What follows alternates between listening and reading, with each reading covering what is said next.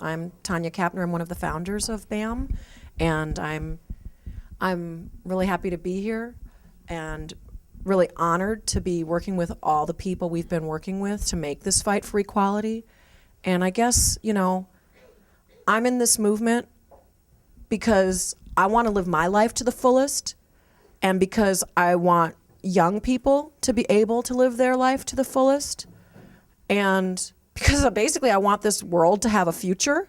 And, I feel like my whole life, when you have some passion for life, you're constantly told, put that down, put it in a box, don't be uppity, and we have a right to be angry about the unfair treatment of this world,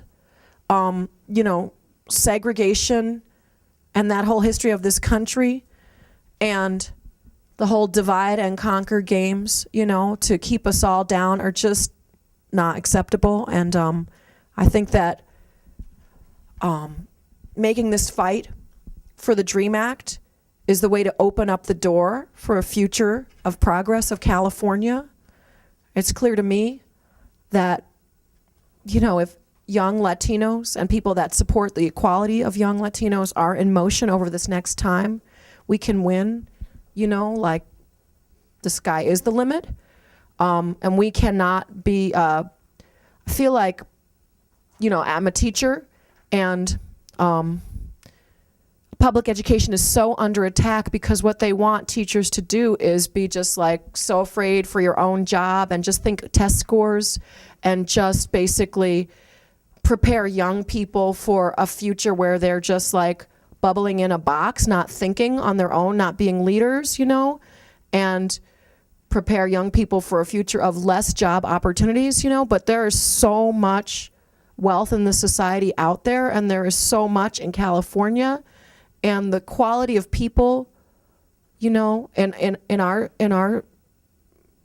schools and in the communities of California are just too awesome to be screwed over as much as the plan is. I mean, the plan to take away public education, and we've just seen it time and time again with the attack on affirmative action. We saw the average family income going up, up, up for Berkeley, and working class students pushed out, and we've seen these fee hikes. And the DREAM Act is a way to turn this around and say, no, education is a right, which I know we all in this room believe, but to actually assert that, and to assert equality for a whole group of people that's being denied that, means that we just bust open the door for everybody. And I just feel like that's how it was in the first civil rights movement, the struggles of young black people in the South for equal education.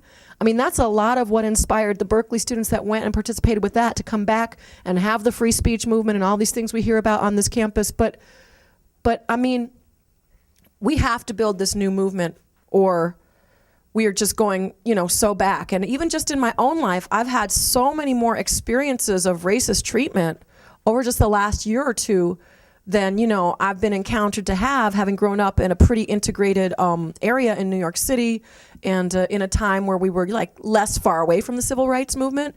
And just the crap that young people are going through today, just trying to live is, it's not acceptable. So we have to build this movement. We have to pass the DREAM Act. We have to fight to get the number of Black and Latino and Native American students up on this campus. This campus is a public university, and it should look like this state. And this nation needs to look to California, as a direction to go. If we can make this fight, we can, if we can win some real victories, we can make that happen. And I also want to urge people, we have filed a lawsuit against Proposition 209, which is going to be coming up. And we have almost 100 students that signed on about that this is denying their equal access to a future. We're going to have to organize around restoring affirmative action to California, because while our movement was able to make it the law nationally, when we organized 50,000 people on Washington, D.C., that Supreme Court looked out the window and we got a majority ruling to keep affirmative action nationwide. But at the same time, campuses are resegregating, campuses are issuing fee hikes, campuses, California has, used a state law over and against the national law. To me, that's what the southern states did in resisting integration, and we have to be the force that pushes that out of the way and changes that. And the DREAM Act is legal ground to build that steam and that momentum of our movement. So I think we've got to do it. I know we can do it, but I know we have to do it. And I really agree with what Leanna was saying about, you know, like, the challenge to us all is to be leaders, to make this happen, because nobody else is going to make it happen if we don't. But if we rise to this challenge, we really can make it happen. And we will be liberating ourselves and our little brothers and sisters and all the next generations together. Like, they will be leading the way. I mean, I just remember 2006 marching down Fruitvale, and like, this toddler in her big wheel, we kept trying to make sure she didn't get, you know, like, under the wheel of the sound truck, because she was determined to be like right at the front, you know, the whole time. And she knew exactly why she was there. Exactly why she was there.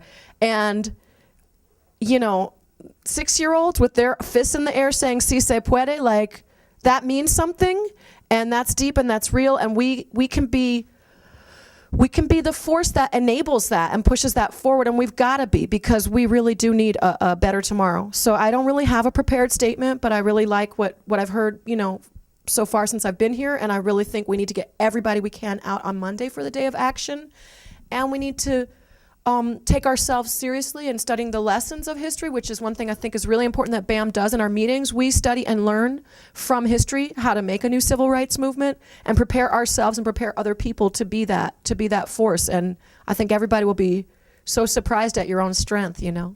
So thank you.